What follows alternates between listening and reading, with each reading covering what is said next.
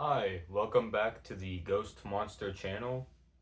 This is Dave speaking, and I welcome you to the first weekly series that will be recurring on this channel, being Comic Catch Up. Not Catch Up, Catch Up. Comic Catch Up. So, in these weekly videos, I'll be covering the comics that I read in this past week, or for this current week of comics, which release on Wednesdays for both Marvel and DC, and any other indie comics I might be reading, or Skybound, or not Skybound, Image or Dark Horse, for example. Alternatively to the big two of Marvel and DC, although I primarily have been reading DC comics lately with very little Marvel comics in the mix. Um, though I'll admit, this week is a relatively short video because there's a light load as far as what's coming out this week in comics. Um, I only read 4 issues. I only have one that I couldn't find that released this week that I'll be looking to find and read before the month is out. That being Absolute Martian, or not Absolute Martian, that being Absolute Green Lantern. Yes, Absolute Green Lantern. I've yet to read. I'm sure it's not going to land super high or super low on the list because that series so far has kind of lost me in the timeline of the order of events on an issue to issue basis. I kind of lose track of what's happening and when because the switch up in scenes can be jarring at times, and so I'm sure I'll be enjoying Absolute Green Lantern issue 4, though how much is the test.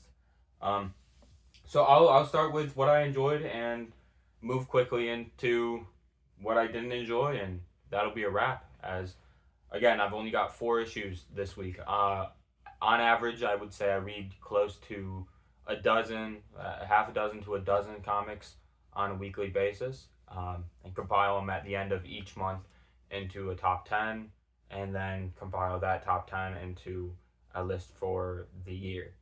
Um, so I'll start with my favorite comic this week, which is Resurrection Man, issue number 4.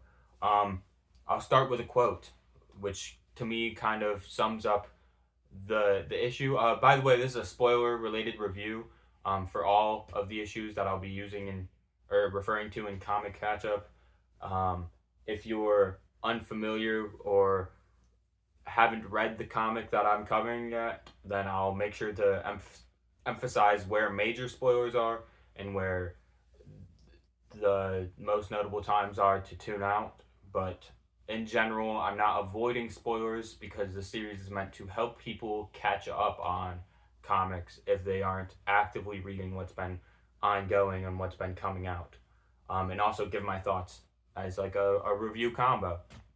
So, yeah, Resurrection Man issue 4. The quote that felt as though it kind of sums up the conflict and the theme of the series so far uh, was in this issue, and here it is. I'll just read it out. I wrote it down.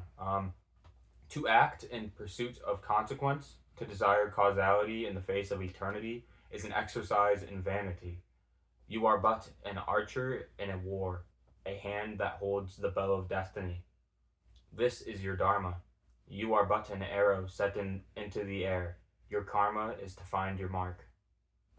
Um, and yeah, that's really the whole series so far has been quite interesting. This issue took a twist from what the plot seemed to be, as the plot hadn't fully developed itself into anything solid yet, as much as like an introduction to the character of Resurrection Man and the idea of samsara, which, if you're unfamiliar with Hindu and Buddhist cosmology and just more Eastern based religious traditions in general that tend to refer to this idea or ones like it. Samsara is referring to the cycle of life, death, and rebirth that refers to the idea of um, reincarnation and karmic deeds that influence future lifetimes. Dharma is actually largely what refers to Dharma largely refers to what karma is referring to in colloquial, reduced, everyday American understandings of karma. Karma is more relating to uh, infinite lifetimes of deeds, whereas Dharma is in the active lifetime you're living and dealing with that. So yeah, that's kind of sums up the whole series so far. It's essentially Resurrection Man trying to escape the cycle of life, death, and rebirth, and dealing with the consequences of that simultaneously, and searching for meaning while dealing with samsara and escaping it, which it's all very um, provocative of these religious themes and of very relatable overarching themes relating to everyday life.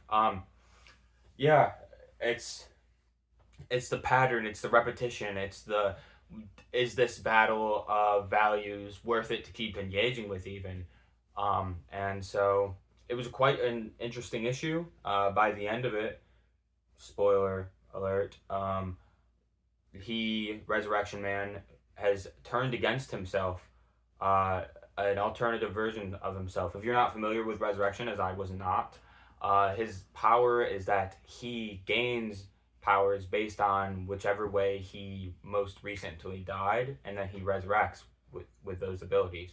And so the culmination of this story comes about when he lets himself die of old age and thus masters the power of time essentially and life itself. And so it's all so cosmically overwhelming, to try to comprehend. But Ram V, and I think the artist's name is Anand RK, and Ram V, is my point.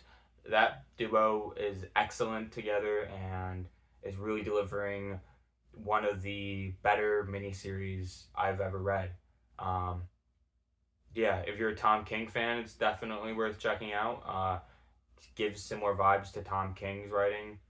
And additionally, at the end, as I was just referring to, Resurrection Man, Mitch Shelley, uh, turns to the Human Target, another niche DC character. This one was covered in a Tom King maxi series. Um, to so he Resurrection Man turns to the Human Target, looking for help to escape himself because a different timeline version of himself who is in the heart of samsara is trying to hunt down this version of Mitch Shelley that we've been following. So it's all very complex, but it's all very thought provoking, and I've been enjoying it quite a bit. So I gave this comic 4.5 stars out of 5 on Comic League of Comic Geeks. Um, Next up, there's Batgirl issue number 9. Batgirl has been a pretty solid series so far, surprisingly.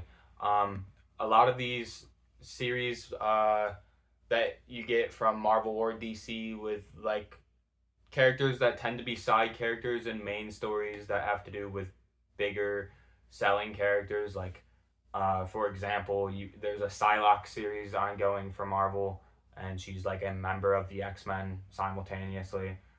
So similarly, Batgirl, a member of the Bat family, doing her own stuff.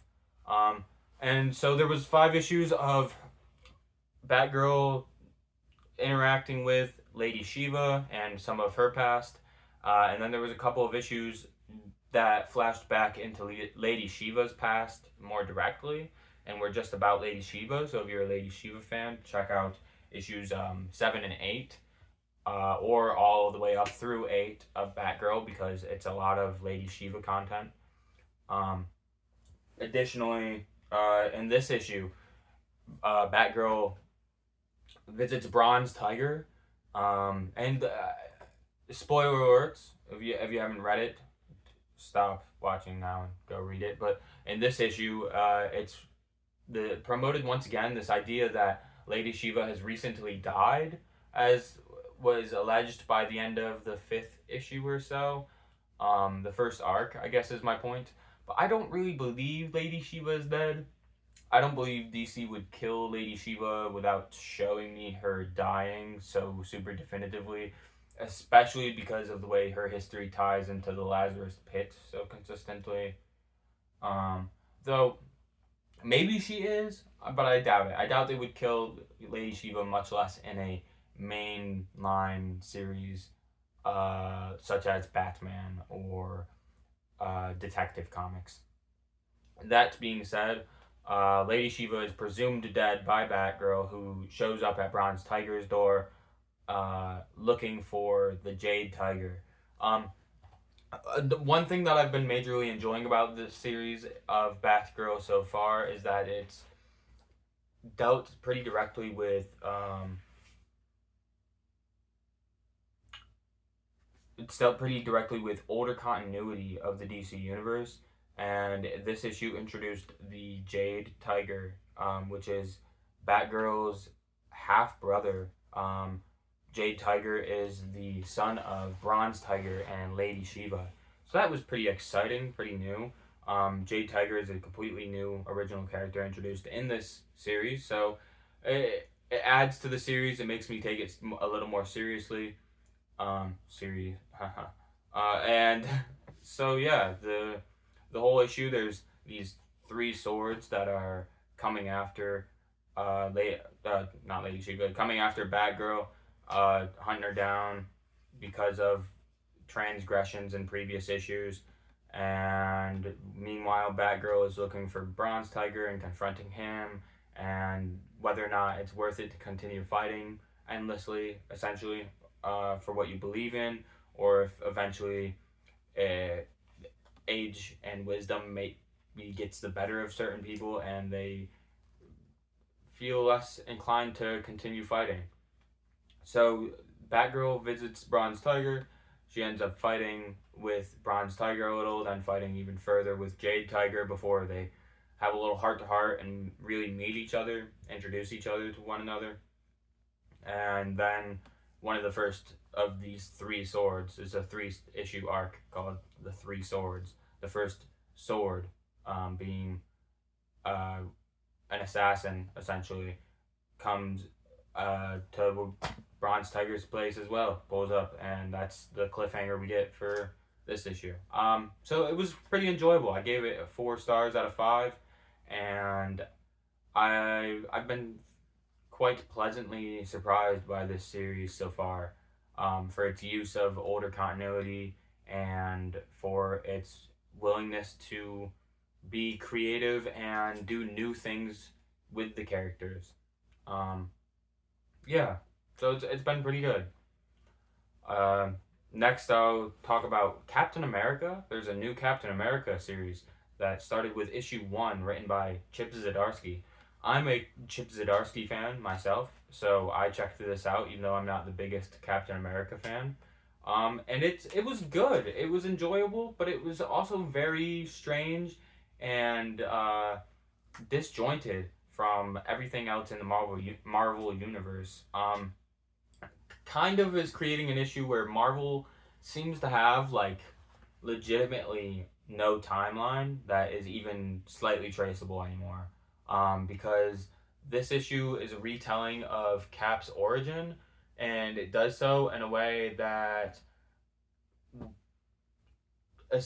just kind of suggests that, or not even suggests, it straight up tells you that Captain America was frozen from the time of World War II until post 9/11, it would appear, and comes out of the ice like right before 9/11, which is quite strange to me, because how does that reconcile with 30 to 40 years of Captain America engaging with the Avengers in times pre 9/11, post World War II. It's so dicey, so dicey. Um, but I didn't hate it. I didn't hate the story. The story itself seemed like it was pretty good. It just seemed like it was a bit sandbox, a bit ignorant on the part of Chip Zdarsky and Marvel to try to sell me on this idea that Captain America comes out of the ice right before 9/11, when there's countless comics that take place between World War II and 9/11 in which he's not frozen in the ice. So the also the extensive duration in which he's been frozen, continuing to get changed up. I don't know.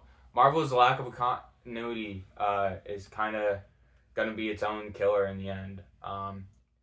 I guess that brings me quite directly into the Hellfire Vigil. By the way, I gave Captain America 3 stars out of 5.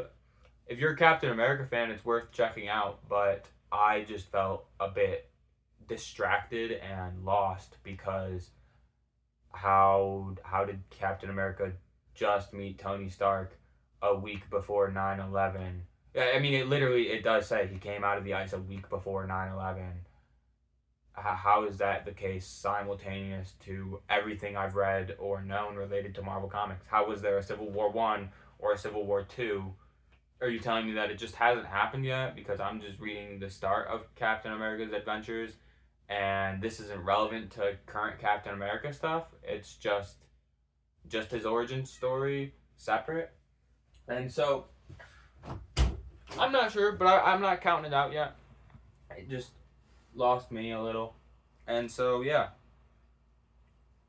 That brings me to the Hellfire Vigil, which I did not really enjoy at all. I gave it a 2.5 stars out of 5, and I felt as though it's kind of indicative of what I dislike about Marvel in general, being that it's kind of empty of actual story substance and is consistently self-referential and a little bit corny, and just kind of feels like it's little more than an ad for itself so that you just continue buying Marvel comics. It's kind of like if you were talking to somebody who is trying to actively get famous, but their strategy is to talk in the third person and introduce themselves to everybody as though you've never met them before in every conversation. But like they still hang out around mainly the same group of people. So only occasionally is that person going, "Hi, it's me, Dave. Dave that you know from school, and Dave that you know from being out and about and whatever." And that would get old over time if every time I started a conversation, I started it by introducing myself in the third person. But that's how it feels to read Marvel Comics, and it doesn't really feel like I ever get to the conversation at hand as much as I'm just wading through introductions, and somewhere along the way it starts like alluding to upcoming events in a way that makes me kind of feel the need to read more, but then I read more and it does the same thing. So it's not my style. I don't enjoy that. I didn't really enjoy the Hellfire Vigil all that much. Not a lot happens other than characters talking about the Hellfire Vigil and reflecting on the Krakoan era in a way that is clearly meant to be a jumping on point for anybody, and I'm not against that. I think that that's what the Hellfire Gala, Hellfire Vigil have been for, is to bring people in as new fans, but I don't know. I didn't feel like I got much build up towards this vigil before it happened, like the gala has had in previous years. It just kind of happened, and yeah. The only thing that felt like it was notable and added to this was the relationship that's been formed between Temper and Ransom, two of the mutants from X-Men and Uncanny X-Men, respectively. I don't know if I actually did that respectively. Not the point. And by the end, spoiler alert, the villains that have banded together as a group called 3K finally reveal themselves And this group has been kind of in the shadows for 6 months, 7 months now, at least, since the From the Ashes era began. So I'm also a little bit over that. And they came in and they just kind of made vague threats that were less threatening than what they've been doing in the main X-Men series in the first place. Also, revealing themselves without attacking or anything seems nonsensical. They've been in the shadows this whole time. I don't understand the point in revealing themselves just to have almost nothing to say but their mission statement and then saying 3K out. That's super corny to me. That's like Dr. Doofenshmirtz level of serious villain. Which maybe if I were a child, this would be entertaining. But I'm not a child. I'm just somebody who enjoys reading comics as a serious form of media because they're a form of media um, available to me. I don't know. So yeah, it just wasn't for me, I suppose. And those are my comics this week. I gave the Hellfire Vigil a 2.5 out of 5. I didn't hate that either, but I felt completely whelmed, completely uh, as though I didn't need to read it. And yeah, so that's my comic catch up this week. I'll probably release a short video if I find myself surprisingly intrigued by Absolute Green Lantern, but otherwise that's been this week's comic catch up for July the 2nd, and I'll see you next week. Thanks for joining the Ghost Monster channel. Peace.